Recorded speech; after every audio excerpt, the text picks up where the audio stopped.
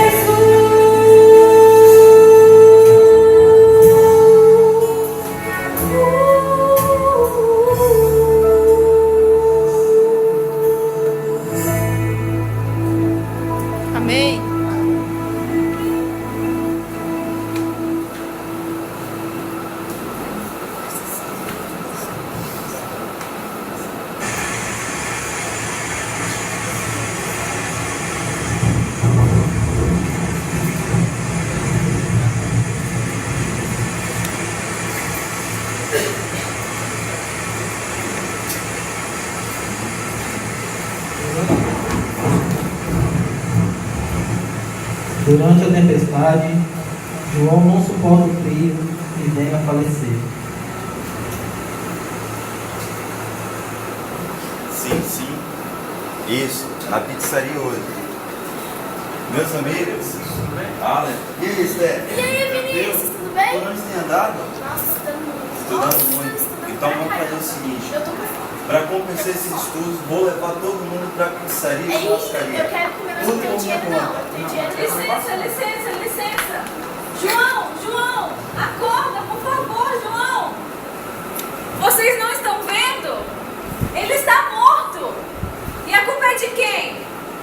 A culpa é dele, que não teve a oportunidade de viver uma vida digna?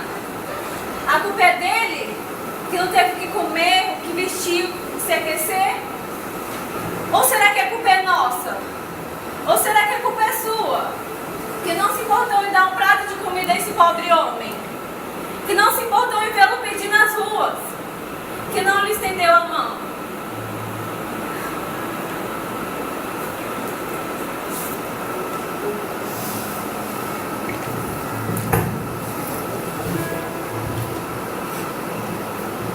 Boa noite.